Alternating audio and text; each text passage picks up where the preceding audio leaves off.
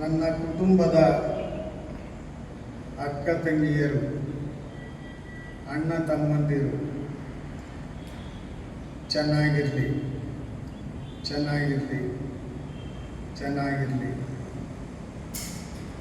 ಒಂದು ಬಳಗದವರು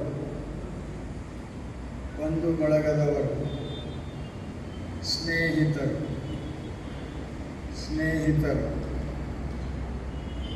ಗುರುಗಳು. ಆಚರಣಾ ಸಮಿತಿಯ ವತಿಯಿಂದ ಅಂಬೇಡ್ಕರ್ ಭವನದಲ್ಲಿ ಬುದ್ಧ ಜಯಂತಿಯನ್ನು ಆಯೋಜನೆ ಮಾಡಿ ನಾವೆಲ್ಲರೂ ಸೇರಿದ್ದೇವೆ.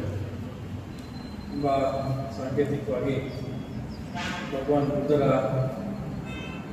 ಆಶಯದಂತೆ ಅವರ ಸಿದ್ಧಾಂತಗಳನ್ನು ಅಳವಡಿಸಿಕೊಂಡು ನಾವೆಲ್ಲರೂ ಕೂಡ ಅವರ ಹಾದಿಯಲ್ಲೇ ಶಾಂತಿಯ ಮಾರ್ಗದಲ್ಲಿ ಸಾಗಬೇಕು ಅನ್ನೋ ನಿಟ್ಟಿನಲ್ಲಿ ನಾವೆಲ್ಲರೂ ಸೇರಿ ಇವತ್ತು ಪುಷ್ಪಾರ್ಚನೆಯ ಮೂಲಕ ಭಗವಾನ್ ಬುದ್ಧರಿಗೆ ಸ್ಮರಣೆಯನ್ನು ಮಾಡಿ ಗೌರವವನ್ನು ಸಲ್ಲಿಸಿ ಒಂದು ಸೇರಿ ಸುಮಾರು 5 ನಿಮಿಷದ ಕಾಲ ಮೆಡಿಟೇಷನನ್ನು ಮಾಡಿದ್ದೇವೆ.